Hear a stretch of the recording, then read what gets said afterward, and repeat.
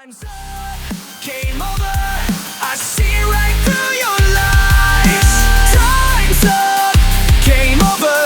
They'll know what's real inside. Time's up, game over. Your empire's gonna fall. Welcome back to my channel mga Katoon fam. Recap muna tayo mga sir. Nasaksihan natin sa previous episode ang muling pagbangon ni Lo mula sa mapait na pagkatalo niya kay Mr. Blord. Natuto ang ating bida na napakatarik pa daw ng kanyang aakyatin para maabot ang rurok ng Adventurer Rankings. Reality check talaga. Ipinakilala din ang dalawang bagong villain characters na hahadlang sa daan ni Lo mga sir, sina Dalken at Rosso. At sa huling bahagi ng episode na yon, nakita ng ating mga bida ang isang injured na rare beast at ito ay kahawig ng nahuli ng mga villains. Connection ba ito? So let's find out kung may link nga ba ang beast na ito sa mga kontrabida dito sa episode na ito. Just sit back and enjoy mga Katoon fam. Let's go!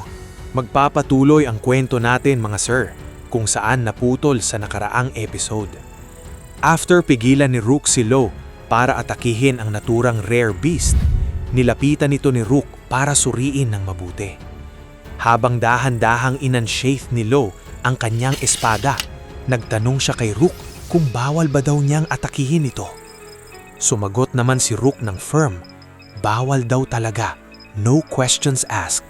Hinanap ni Rook sa kanyang ranktel ang data ng rare beast na ito para ma-verify. At dito niya nalaman na ang pangalan ng naturang beast ay Royal Horn at ito ay nakalista na ika-4th ranked sa mga endangered species. Rare find talaga ito mga sir. After malaman ni Rook ang data ng Royal Horn, napansin niyang sugatan ang beast kaya nagpa siya si Rook na gagamutin niya daw ito. Caring Accreditor Mode activated. Nagtanong naman si Lo out of curiosity kung kaya ba daw itong gamutin ni Rook. Sumagot naman si Rook habang nag-prepare ng medical supplies. Ang mga rankers daw ay madalas ma-injured, kaya natuto siya ng basic medical training dahil dito. Dagdag pa niya na in fact, siya daw ang gumamot kay Lo nung matalo ang ating bida kay Loud. Revelation yarn. Habang nilalagyan ni Rook ng bandage ang Royal Horn, sinabihan niya si Lo na dito na lang daw silang mag-set ng camp para magpahinga ngayong gabi. Bilang accreditor daw kasi, ay hindi niya kayang i-abandon ang beast na ito. Professional duty muna talaga si Rook mga sir. Pumayag naman dito si Lo without hesitation. Pero mabilis na dagdag pa ni Rook na parang defensive ang dating. Para daw sa kaalaman ni Lo, ang pagpuprotekta sa Royal Horn ay parte ng habitat survey. Hindi daw niya pinaprioritize ito over sa ating bida, kaya wag daw itong masamain ni Lo. Mabilis namang pumayag at nasabing gets naman daw ito ni Lo. Understanding achieved. At sumapit na nga ang gabi mga sir. Time skip yan. Isang mapayapa at tahimik na gabi sa lugar kung saan nag-camp ang ating mga bida sa Azaban Forest. Masarap na ang pagkakatulog ni Rook at sa tabi niya ay ang Royal Horn na mahimbing din ang tulog nito. Peaceful camping vibes. Sa hindi kalayuan, si Lo ay gising na gising pa rin at matyagang nagpa-practice ng kanyang skill. Training time begins. Balot ng kanyang prana ang kanyang espada, susubukan niya ulit paganahin ang skill niya na pumalpak nung nakaharap nila ang Brad Orc. Determined to improve ang bida natin mga Katoon fam. At dito, seryoso siyang nag-focus at nag-chant ng kanyang skill habang nag-concentrate. Middle path, Lotus Flower. Isang range attack na cross-slash ang pinalabas ni Lo. Target ang malaking puno sa kanyang harapan. Second attempt mga sir. Subalit, habang ang dalawang slashes ay nasa ere at mabilis na patungo pa lang sa punong kahoy na siyang target, nagkaroon ng banggaan ang dalawang slashes na ito. Nagresulta sa pagkawasak ng formation ng attack at isang palpak na attack nga ang tumama sa punong kahoy na walang nagawang damage dito mga sir. Naku, epic fail ulit. Dahil dito, malungkot na napasabi na lang si Lo na hindi pa rin daw sapat ang kanyang kakayahan para magawa ang Lotus Flower skill. At dahil sa pagod sa pag-practice, bigla siyang natumba at nahiga na lang sa damuhan. Frustration setting in. Habang nakahiga si Lo, naalala niya ang kanyang naging laban kay Mr. Blord. Flashback moment mga sir. Naisip ni Lo ang malaking agwat ng kakayahan ni Mr. Blord sa kanya at ang mga pinakitang skills ni Mr. Blord na wala man lang siyang nagawa upang i-counter ang mga ito. Reality check pa rin ang ating bida. At dito napagtanto niya na sa umpisa pa lang daw ay wala na talaga siyang pag-asang manalo kay Mr. Blord. At hindi pa daw sapat ang kanyang kasalukuyang lakas para pumunta sa isla ng mga Diyos. Self-awareness unlocked. Kaya naging buo ang loob ni Lo, mga Katoon Fam, na kailangan pa daw niyang mas lumakas pa ng husto. At habang bumabangon si Lo mula sa kanyang pagkakahiga sa damuhan, naalala niya ang sinabi sa kanya ni Rook. Iniisip daw ni Mr. Blord na may taglay din siyang prana versa. Ito kaya ang possible solution sa problema ng ating bida? At sumapit na nga ang isang maaliwalas na umaga. New day mga sir.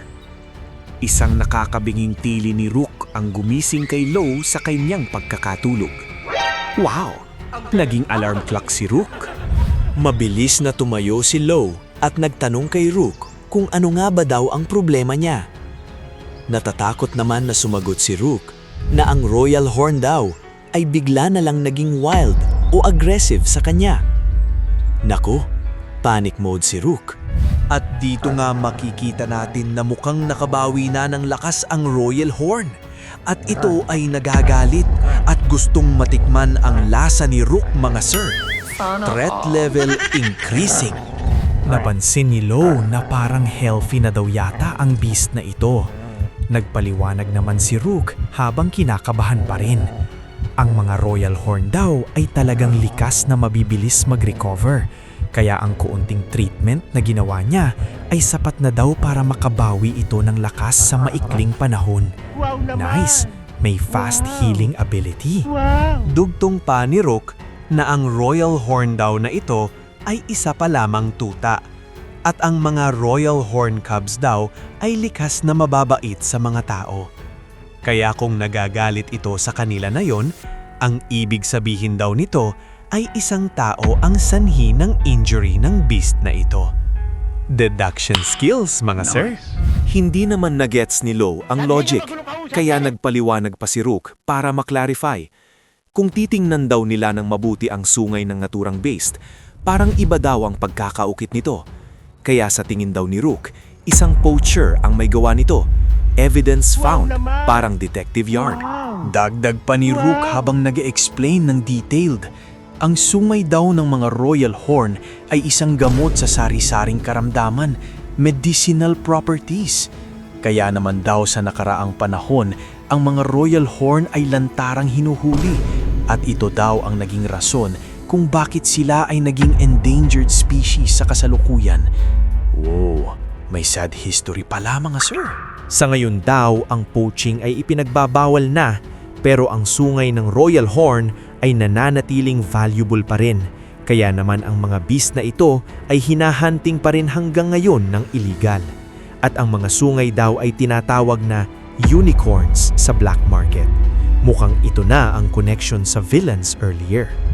Back to reality na tayo mga sir. Biglang umungol ng malakas ang Royal Horn at kasabay nito ang pag-atake ng beast sa nagulat na si Rook, mga Katoon Fam. Aggressive mode activated. Clang!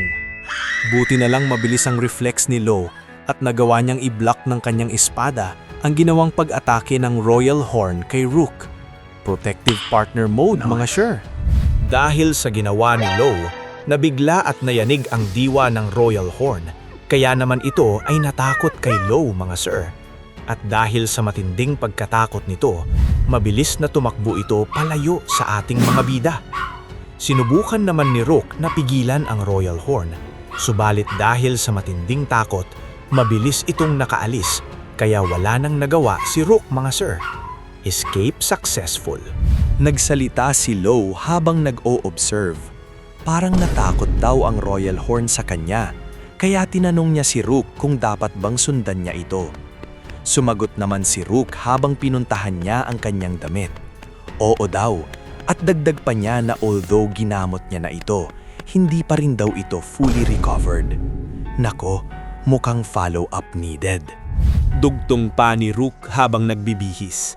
Wala pa daw kahit anong naitatalang pagkakakita ng mga royal horn sa Azaban Forest.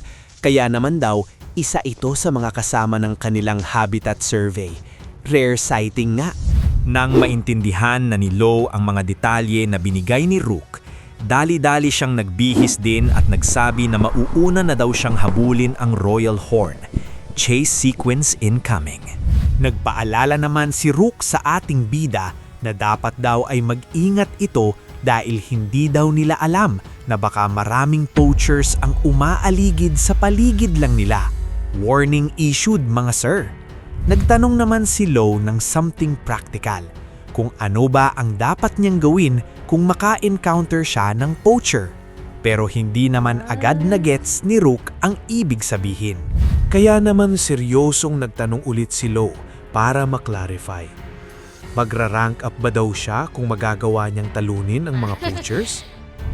Sumagot naman si Rook na nakadepende daw ito kung gaano sila kalakas.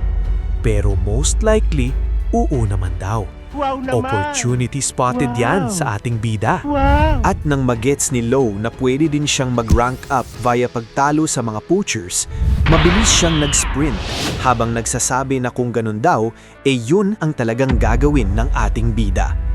Dual purpose na mga Katoon fam, save the beast and rank up. Habang tumatakbo ang ating bida ng napakabilis, napaisip siya na napakabilis daw ng royal horn dahil nawala na agad ito sa paningin ni Lo. Dugtong pa niya na sa tingin niya daw ay sa lugar na ito nagpunta ang royal horn. Tracking mode activated. Subalit isang mabilis na araw din ang sumalubong kay Lo mga sir. Naku po, may ambush! Buti na lang mabilis niya itong napansin agad at matagumpay niyang naiwasan ng palaso sa pamamagitan ng biglang paghinto at pagtalon niya pa atras. Quick reflexes saved him.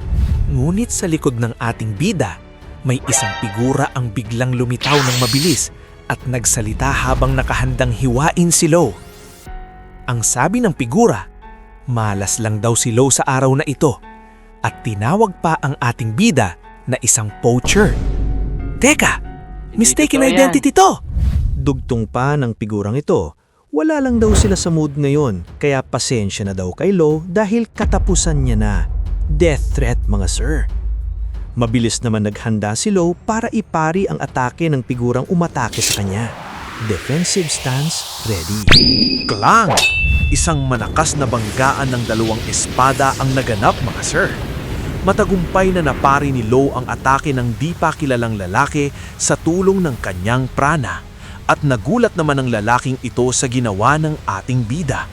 Unexpected strength yarn. Dahil dito, nagawang patalsikin ni Lo ang lalaki at laking gulat ng lalaki dahil pamilyar daw sa kanya ang prana ng ating bida. Kaya naman mabilis na itinaas ng lalaki ang kanyang dalawang kamay na tila sumusuko na siya at sinabihan si Lo. Teka lang, itigil muna natin ito. Ceasefire request mga Katoon fam. Lumaki naman ang mga mata ni Lo sa gulat nang marinig niya ang boses ng lalaki. Dahil parang pamilyar daw ito sa ating bida.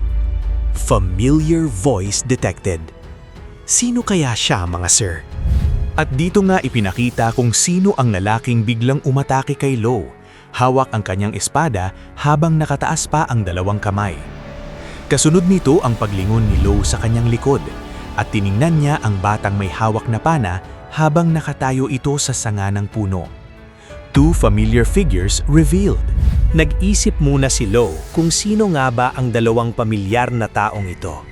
Pero dahil LG ang ating bida, hindi niya talaga matukoy kung sino sila. Kaya naman parang ingot lang na nagtanong si Lo kung sino nga ba ulit ang dalawang ito mga sir. Nako, forgetful protagonist problems. Naiinis naman na sumigaw sila Eddie Markman at Al Darkis habang nagpakilala sila sa ating low-gets na bida. Wow! Reunion ng exam rivals, mga sir! Salamat sa pagbisita sa Tambayan Toon Time.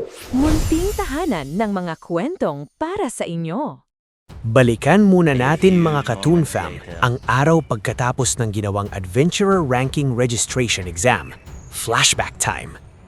Sa building ng Bureau of Accreditation, parang isang normal lang na araw kung saan busy ang mga tao. Sa isang counter, makikitang si Owl ay nakikipag-usap sa isang babaeng namamahala ng mga quests. Nagpaalam si Owl sa babae na kukuha daw siya ng isang quest.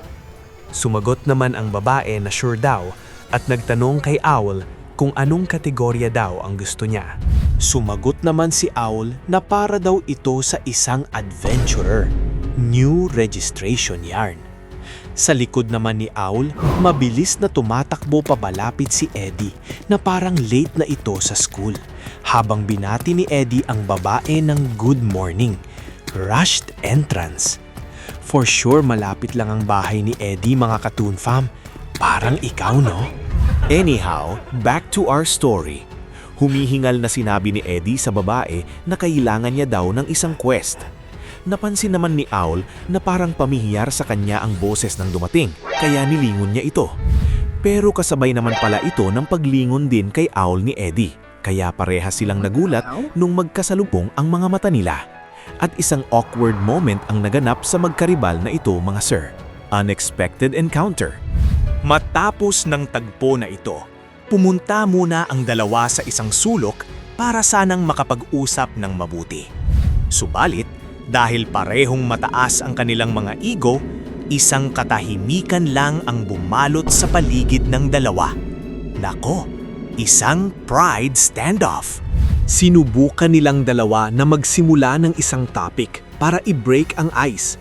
Subalit, magkasabay naman ang dalawa na nagsalita. Kaya naman, parehas na namang nagalit sina Owl at Eddie sa isa't isa.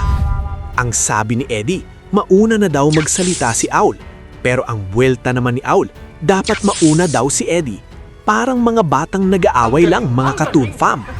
Kaya naman isang malalim na buntong hininga ang ginawa ni Eddie at siya na nga ang nagsimula ng kanilang usapan. Mature decision finally. Tinanong ni Eddie si Owl kung sinubukan niya ba daw na maghanap ng data tungkol sa swordsman na tumalo sa kanilang dalawa. Sumagot naman si Owl na oo daw, pero wala daw siyang nahanap tungkol kay Lo. Dagdag pa ni Owl na mahirap daw paniwalaan, pero mukha daw na si Lo ay never pang na-register as a ranker sa kahit anong type o categories, mga sir. Mystery deepens. Nagsalita naman si Eddie habang nagre-reflect sa pride niya. Tinatawag daw siyang isang prodigy archer, pero ang pagkatalo daw na iyon at ang mas malala pa daw, isang non-ranker ang dumurog at nagpahiya sa kanya. At dagdag pa ni Eddie na ang karanasan daw na iyon ay nakapagpababa ng kanyang pride, crushing defeat to ego. Dahil sa mga sinabi ni Eddie, naalala naman ni Owl ang kanyang naranasang nang umuwi siya sa kanyang mercenary guild matapos ng pagkatalo niya kay Lo. Flashback within flashback, mga sir. Binati si Owl ng kasamahan niya after niyang dumating sa kanilang guild at kinumusta siya sa result ng exam. Sinagot naman ito ni Owl ng simple. Naka-register na daw siya. Brief answer.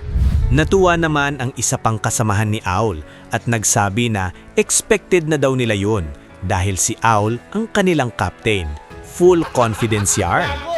Habang ang isang member naman ay tuwang-tuwa na nagsabi na pwede na daw silang gumawa ng maraming bagay na hindi lang mga mercenary quests. Naks! Expansion opportunities pa. Isang chika babe naman ang nagsabi na feeling daw niya ay pinahirapan ng kanilang captain na si Owl ang ibang applicants during exam. Subalit, isang naiinis at mahinang, hindi naman. Lang ang sagot ni Owl sa babae na hindi naman narinig ng mga kasamahan ni Owl. Naku, may internal frustration na. Kaya naman tiwala ang mga kasamahan ni Owl na ganito talaga ang nangyari, mga sir. false assumptions. Isang malaking lalaki pa nga ang tumatawa habang sinasabi niyang pupusta daw ang lalaking ito na binuli ng kanilang captain ang mga kalahok. At dugtong naman ng isa pa na naaawa daw siya sa captain nila dahil nag-hold back pa daw ito sa mga kalahok sa exam. Sabi naman ng isa na napaka-imposible daw na ang isang 3-digit mercenary rank ay matatalo sa isang newbie. Complete misunderstanding of events, mga sir. Ngunit, BAM! Isang malakas na smash ang dumurog sa isang mesa at ang pagkawasak nito ay umalingaw sa loob ng guild. Nagumulat naman sa lahat ng members na nasa loob. Explosive outburst. Tumahimik ang lahat nang makita nila na ang kanilang captain pala ang may gawa ng ingay na ito. Hindi maintindihan ng mga kasamahan ni Owl kung bakit ito ginawa ng kanilang captain, mga sir. Shocked guild members. Nanginginig sa galit at pagkainis si Owl habang inaalala niya si Lo, ang hindi kilalang lalaki na nagpahiya sa kanya. Sabi pa ni Owl sa sobrang pagkainis na hindi man lang daw siya tiningnan ni Lo, na parang isa lamang siyang stepping stone sa mga mata ng ating bida. Wounded pride talking, mga Katoon fam. At dito binasag ni Owl ang katahimikan at sinabihan niya ang kanyang mga kasamahan. Simula daw bukas, gagawin nilang triple ang kanilang training. Nagulat naman at hindi makapaniwala ang mga kasamahan ni Owl sa sinabi ng kanilang captain. Extreme training announced yarn. Nagkatwiran naman ang Chika Babe, mga sir. Kung registered na daw ang kanilang captain as an adventurer, lalawak na ang range ng quests na kanilang magagawa, kaya mas busy na daw sila. Sinagot naman agad ito ni Owl na hindi daw iyon sapat. Not enough, baby. Dugtong pa ni Owl ng may matatag na boses habang nagde-declare. Natuto na daw siya na ang mundong ito ay mas mahirap pa sa kanilang inaakala. At itatalaga pa daw ni Owl ang kanyang sarili sa pagsasanay muli, mga Katoon fam. Determination unleashed. After ng flashback ni Owl, mga sir, habang pinagmamasdan niya ang kanyang kamao, nagsalita siya ng may bigat na boses. Hindi lang daw si Eddie ang nakakaramdam noon. Dugtong pa ni Owl na nung umpisa daw ay wala naman talaga siyang pakialam sa adventurer ranking na yan. Pero ngayon daw ay nagbago na ang kanyang pananaw dito. Perspective shift yarn. Dahil dito, napabuntong hininga si Eddie at sinabi niyang ang kanyang adventurer rank daw ay 6,725th. Sumagot naman si Owl na ang kanya daw ay 6,301st. Sinabi naman ni Eddie na si Lo Tally daw, ang lalaking tumalo sa kanilang dalawa, ay ranked 2,728th. Stats comparison, mga Katoon fam. Dugtong pa ni Eddie ng buo na ang loob. Nasa 4,000 daw na mas mababa ang pagitan ng kanilang mga ranks kay Lo, pero magagawa naman daw nilang makahabol ng mabilis sa ranking sa ating bida. Natutuwa naman na sumang-ayon si Owl dito at nagsabi pa na ang interests daw nila ngayon ay nag-align na. Common goal established. Kaya nagpasya na ang dalawa na kumuha na ng quest at napagkasunduan nila na kunin ang quest ng Azaban Forest dahil ito daw ay biglang nagtaas ang rank sa danger zone. At the more the dangerous daw, the more na makakapag-rank up silang dalawa. Risk equals reward mentality. Back to the present na mga Katoon fam. Isang reunion nga ang nangyari sa tatlong baguhan sa adventurer rankings. At isang awkward moment habang nagtitinginan sila at isang katahimikan ang bumalot sa paligid ng tatlo, mga sir. Three-way standoff. Biglang naputol naman ang katahimikan ng tatlo at naalarma sila ng isang malakas na pagsabog ang umalingaw-ngaw sa paligid. Emergency alert! Mabilis na ibinalik ni Lo ang kanyang espada sa lalagyan nito at sinabi niyang mamaya na daw sila mag-usap. Pagkatapos nito ay ang mabilis niyang pag-sprint papalayo upang puntahan ang pinagmulan ng pagsabog. Mission priority, mga boss! Biglang sumulpot si Eddie sa tabi ni Lo, mga sir. Nasabayan niya agad ang ating bida sa mabilis nitong pagtakbo at sinabi ni Eddie na may nakita daw siyang isang injured na Royal Horn kaya akala niya ay tumatakbo daw iyon palayo sa isang poacher. Nagtanong din si Eddie kung tama ba na pinoprotektahan ni Lo ang beast na yun, mga sir, seeking validation. Sumagot naman si Lo na oo daw. Pinoprotektahan niya nga ang beast na iyon. Heto na ang confirmation. Tapos, napansin ni Lo na mabilis din palang tumakbo si Eddie. Speed recognition. Habang magkasabay na ang dalawa sa mabilis nilang pagtakbo, nagpayo si Eddie habang nagdemonstrate. Kapag gumagalaw daw si Lo sa kagubatan, pinakamainam daw na samantalahin niya ang hindi pantay na anyo ng lupa. Terrain advantage tip yarn. Zoom! At ganun nga, ipinakita ni Eddie kung paano gawin ito sa pamamagitan ng biglang pagdash. At mas bumilis pa si Eddie, mga sir. Naiwanan si Lo sa likod niya. Practical demonstration, mga Katoon Fam. Namangha naman si Lo habang pinagmamasdan niya si Eddie na tumatakbo ng mabilis sa kanyang unahan. Kasunod nito ang pag-try din ni Lo upang gayalin ang ginawa ni Eddie. Learning in action yarn. Shoom! Biglang umrangkada din ang ating bida, mga sir.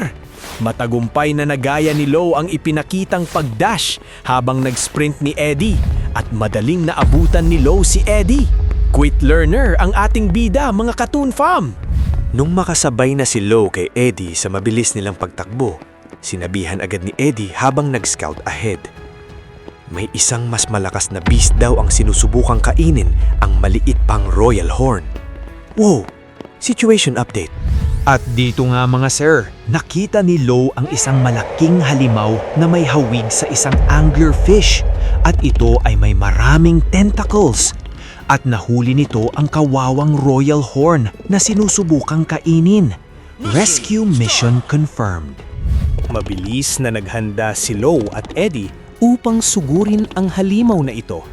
Pero sinalubong agad naman sila ng mga tentacles ng halimaw para wag palapitin. Defensive mechanisms activated, mga sir.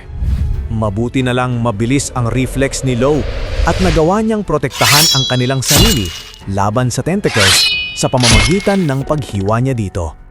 Subalit, napakarami pa rin ng tentacles ng halimaw. Overwhelming numbers.